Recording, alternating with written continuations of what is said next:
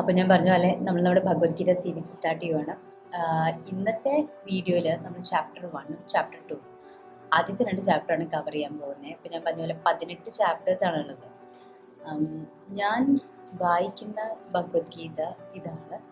ഇത് ശരിക്കും പ്രകാശ് ബുക്സിൻ്റെ ഭയങ്കര കളക്റ്റബിളായിട്ട് തോന്നി വാങ്ങിച്ചൊരു ബുക്കായിരുന്നു. ഞാൻ അറൗണ്ട് 3 ഇയേഴ്സ് മുന്നേ ഞാൻ പ്രഗ്നൻ്റ് ആയിരിക്കുന്ന സമയത്ത് ഒരു എയർപോർട്ടിൽ കണ്ടപ്പം ഞാൻ വാങ്ങിച്ചതാണ്. എനിക്ക് തോന്നി ദുബായ് എയർപോർട്ടിലായിരുന്നു എന്ന് തോന്നുന്നു. ഇമാജിൻ, നമ്മുടെ വേൾഡിലെ ഏറ്റവും വലിയ യുദ്ധം നടക്കാൻ പോവുകയാണ്. നമ്മളൊരു യുദ്ധഭൂമിയിൽ നിൽക്കുക, 2 സൈഡും വലിയ ആർമി.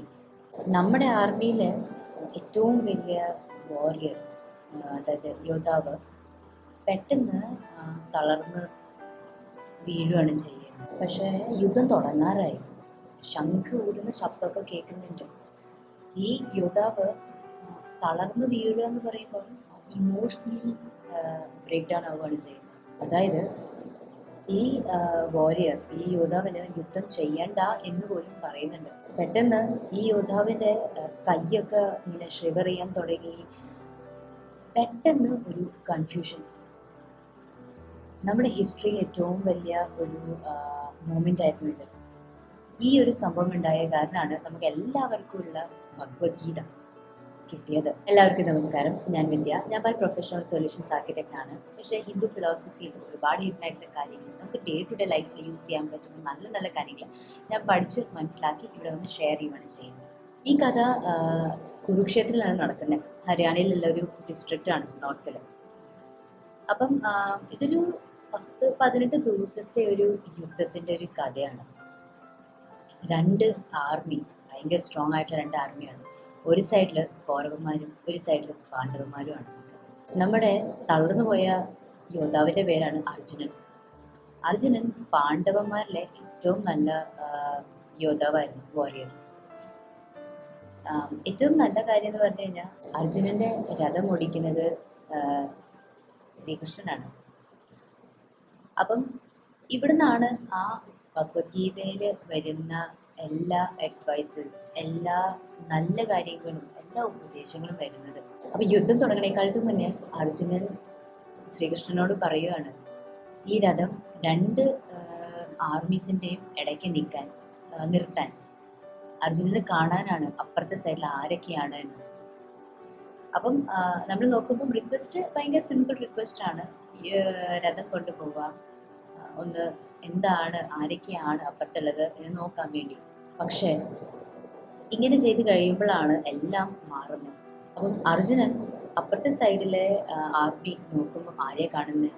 സ്വന്തം റിലേറ്റീവ്സ്, സ്വന്തം കസിൻസ്, ടീച്ചേഴ്സ്, ഫ്രണ്ട്സ്. അപ്പം പെട്ടെന്നുള്ളൊരു ഇമോഷണൽ ഇതാണ് വരുന്നത്. നമ്മൾ നമ്മുടെ ആൾക്കാരോട് എന്തിനാണ് ഫൈറ്റ് ചെയ്യുന്നത്? ഇതിന് എന്താണ് പേർപ്പസ്? അല്ലെ, അർജുനന് പറഞ്ഞു പഠിപ്പിച്ച ആൾക്കാരോട്, ഗൈഡ് ചെയ്ത് കൊടുത്ത ആൾക്കാരായിട്ട് എങ്ങനെയാണ് ഫൈറ്റ് ചെയ്യുന്നത്? അത് ധർമ്മം വെച്ച് നോക്കുമ്പോൾ അത് തെറ്റാണല്ലോ. അപ്പം ശരിക്കും ഈ വാർ ജയിക്കുവാണെങ്കിലും അതിൻ്റെ ഔട്ട്കം, ഇല്ലെങ്കിൽ അതിൻ്റെ കോൺസിക്വൻസസ്, അതിൻ്റെ റിസൾട്ട് എന്തായിരിക്കും? സ്വന്തപ്പെട്ട ആൾക്കാരൊക്കെ മരിച്ചു പോകും, അല്ലേ? ശരിക്കും ചാപ്റ്റർ 1 അർജുനൻ്റെ ആ ഒരു ഫീലിംഗ് ആണ് എക്സ്പ്ലെയിൻ ചെയ്യുന്നത്. അർജുനൻ എന്തൊക്കെ തോന്നി. അപ്പം അർജുനൻ ഇങ്ങനെ നിൽക്കുമ്പം പെട്ടെന്ന് അർജുനൻ്റെ ബോഡി റിയാക്ട് ചെയ്യാൻ തുടങ്ങുകയാണ് ചെയ്യുന്നത്. പെട്ടെന്ന് കൈയൊക്കെ ഷിവർ ചെയ്യാൻ തുടങ്ങും, പെട്ടെന്ന് വായ ഡ്രൈ ആയി തുടങ്ങും. അത് മാത്രമല്ല, അർജുനൻ്റെ ഫേമസ് ആയിട്ടുള്ള ഈ അമ്പും വില്ലും, ഗാന്ധീപം എന്ന് പറഞ്ഞ അമ്പും വില്ലും, അതുപോലും കയ്യിൽ നിന്ന് വഴുക്കി പോവുകയാണ് ചെയ്യുന്നത്. അപ്പം അർജുനൻ കൃഷ്ണനോട് ചോദിക്കുക, ഈ യുദ്ധത്തിൻ്റെ അർത്ഥം എന്താണ്? ഇപ്പം യുദ്ധം കഴിഞ്ഞു കഴിഞ്ഞാൽ എൻ്റെ വേണ്ടപ്പെട്ട ആൾക്കാരൊക്കെ മരിക്കുവാണെങ്കിൽ ഈ യുദ്ധത്തിൻ്റെ എന്താണ് അർത്ഥം? അപ്പം ഈ ഒരു സമയത്ത് അർജുനൻ ഒരു യോദ്ധാവല്ല, ഒരു വാരിയർ അല്ല, സാധാ ഒരു ഹ്യൂമൻ ബീങ് ആണ്. ഒരുപാട് ഇമോഷൻസ്, ഒരുപാട് ഫീലിങ്സ് ഉള്ള ഒരു സാധാ ഹ്യൂമൻ ആയിരുന്നു. ശരിക്കും ഭയങ്കര ഇമ്പോർട്ടൻ്റ് ആയിട്ടുള്ളൊരു കാര്യമായിട്ട് ഇവിടെ നമ്മൾ മനസ്സിലാക്കുന്നത്. എത്ര വലിയ ആളാണെങ്കിലും ഇങ്ങനത്തെ ഒരു ഡീപ്പ് കൺഫ്യൂഷൻ സ്റ്റേറ്റ് എക്സ്പീരിയൻസ് ചെയ്യേണ്ടി വരും. അത് എക്സ്പീരിയൻസ് ചെയ്യുമ്പോൾ ആ ഒരു ഏറ്റവും സ്ട്രോങ് ആയിട്ടുള്ള ആളാണെങ്കിലും അതൊരു സാധാരണ ഒരു ആളായി മാറും.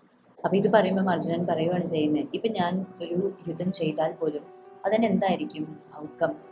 ഒരുപാട് ഫാമിലീസ് കൊലാപ്സ് ആവും, ഒരുപാട് വയലൻസ് ഉണ്ടാവും, ഒരുപാട് ആൾക്കാർ മരിക്കും, ഒരുപാട് ട്രഡീഷൻസ് നിന്നു പോകും.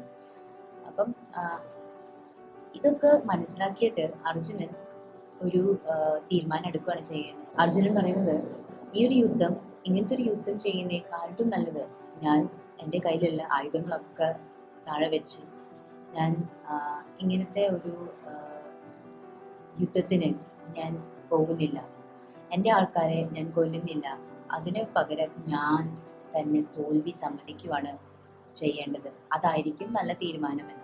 അപ്പോൾ ഇങ്ങനെ പറഞ്ഞിട്ട് അർജുനൻ രഥത്തിൽ ഇരിക്കുകയാണ് ചെയ്യുന്നത്. ഇങ്ങനെയാണ് നമ്മുടെ ഫസ്റ്റ് ചാപ്റ്റർ തീരുന്നത്. അപ്പം അർജുനന് ആ സമയത്ത് തോന്നുന്ന ഫുൾ ഫീലിങ്സും ആ ഒരു വിഷമവും ആ ഒരു കൺഫ്യൂഷനാണ് എക്സ്പ്ലെയിൻ ചെയ്യുന്നത്.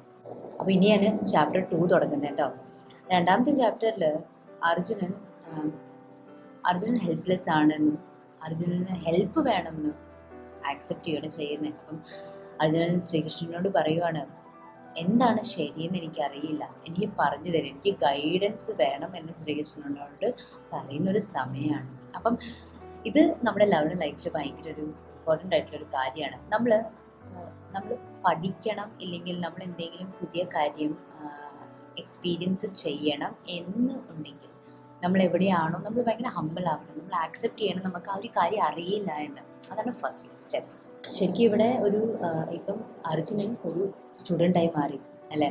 ശ്രീകൃഷ്ണൻ ഇനി പഠിപ്പിക്കാൻ പോവുകയാണ്. ശ്രീകൃഷ്ണൻ പഠിപ്പിക്കുന്ന ഏറ്റവും ആദ്യത്തെ കാര്യമാണ് നമ്മുടെ ആത്മാവിൻ്റെ ഒരു കാര്യം. അപ്പം ശ്രീകൃഷ്ണൻ പറയാണ്, അർജുനനെ ഏറ്റവും കൂടുതൽ വിഷമിക്കുന്ന ഒരു കാര്യമാണ് ഒരു മരണം അല്ലെങ്കിൽ മൃത്യു. അത് ഭയങ്കര ഒരു ടെമ്പററി ആയിട്ടുള്ളൊരു കാര്യമാണ്. അതായത് നമ്മുടെ ആത്മാവ് അല്ലെങ്കിൽ ഒരാളുടെ ആത്മാവ് ഒരിക്കലും മരിക്കില്ല, ഫിസിക്കൽ ബോഡി മാത്രമേ മരിക്കുള്ളൂ. അപ്പം ഒരു ഫിസിക്കൽ ബോഡി പോയാലും ഇപ്പം ആത്മാവ് ഒരു ബോഡിയിൽ നിന്ന് അടുത്ത ബോഡിയിലേക്ക് പോകും. അപ്പം നമ്മൾ ശരിക്കും ബോഡി മാത്രമാണ് എന്തായാലും മരിക്കുന്നത് ഒരു യുദ്ധത്തിൽ. ആത്മാവ് ഒരിക്കലും മരിക്കില്ല. അപ്പം ആത്മാവിനൊന്നും പറ്റുന്നില്ല. നിങ്ങളിപ്പം ഒരു വാർ, അതായത് ഒരു യുദ്ധം ചെയ്യുവാണെങ്കിലും നിങ്ങൾ ആത്മാവിനെ ഒന്നും ടച്ച് ചെയ്യുന്നില്ല. ഈ ചാപ്റ്ററിലൊരു ശ്ലോകമുണ്ട്, ന ജായത്തെ മ്രിയത്തെ വ കദാചൻ നായം ഭൂത്വ ഭവിത വന ഭൂയം അജോ നിത്യ ശാശ്വതോയം പുരാണോ ന ഹന്യത്തെ ഹന്യമാനേ ശരീരേ. അതായത് ഒരു സോൾ, അതായത് ഒരു ആത്മാവ് ഒരിക്കലും ജന്മം എടുക്കുന്നില്ല. ഓൾസോ ഒരു ആത്മാവ് ഒരിക്കലും മരിക്കുന്നുമില്ല. ആത്മാവ് എപ്പോഴും ഉണ്ടായിരുന്നു, ഇനിയും അങ്ങോട്ട് എപ്പോഴും ഉണ്ടാവും. അതാണ് അതിൻ്റെ അർത്ഥം. കൃഷ്ണൻ പറയുന്നത്, നമ്മൾ ആൾക്കാർ നമ്മുടെ വസ്ത്രം, നമ്മുടെ ഡ്രസ്സ് മാറുന്ന പോലെയാണ് ഒരു ആത്മാവ് ഒരു ബോഡിയിൽ നിന്ന് മറ്റേ ബോഡിയിലേക്ക് പോകുന്നത്, അതായത് ഫിസിക്കൽ ബോഡിയിലേക്ക് പോകുന്നത്. കൃഷ്ണൻ ഒരിക്കലും അർജുനൻ്റെ ഇമോഷൻസ് ഇഗ്നോർ ചെയ്യുന്നില്ല. ആ ഇമോഷൻസിന് ഡീപ്പ് ലെവലിൽ എങ്ങനെ മനസ്സിലാക്കാൻ പറ്റും എന്നാണ് പഠിപ്പിച്ചു കൊടുക്കുന്നത്. ആ ഒരു ക്ലാരിറ്റിയും ആ ഒരു കറേജ് കൊടുക്കുകയാണ് ചെയ്യുന്നത്. അപ്പം ഇതാണ് ശരിക്കും ഭഗവത്ഗീതയുടെ ഫൗണ്ടേഷൻ, മെയിൻ പില്ലർ. അപ്പം നമ്മുടെ ഉള്ളിലുള്ള ഇമോഷൻസ് നമ്മൾ മനസ്സിലാക്കി കഴിഞ്ഞാൽ മാത്രമേ നമുക്ക് നെക്സ്റ്റ് സ്റ്റെപ്പിലേക്ക് പോകാൻ പറ്റുള്ളൂ. അപ്പം ഇതാണ് നമ്മുടെ ചാപ്റ്റർ 1ഉം ചാപ്റ്റർ 2. ഇനി നമ്മൾ അങ്ങോട്ട് പഠിക്കാൻ പോകുന്നത് കർമ്മയോഗ. അതായത് നമ്മളൊരു കാര്യം ചെയ്യുമ്പം എന്താണ് നമ്മൾ എക്സ്പെക്ട് ചെയ്യേണ്ടത്, എന്താണ് നമ്മുടെ റിസൾട്ട് വരുന്നതെന്നൊക്കെ. അപ്പം എല്ലാവർക്കും ഈ വീഡിയോ ഇഷ്ടപ്പെട്ടു, ഈ വീഡിയോ മനസ്സിലായി എന്ന് വിശ്വസിക്കുന്നു. നിങ്ങൾക്ക് എന്തെങ്കിലും ഡൗട്ട്സ്, എന്തെങ്കിലും ക്വസ്റ്റ്യൻസ് ഉണ്ടെങ്കിൽ കമൻസിൽ പറയൂ, എനിക്ക് അറിയുന്ന പോലെ ഞാൻ ആൻസർ ചെയ്യാം. അപ്പം നിങ്ങൾ ആദ്യമായിട്ട് എൻ്റെ ചാനൽ വരുന്നെങ്കിൽ സബ്സ്ക്രൈബ് ചെയ്യാൻ മറക്കരുത്. Thank you, by.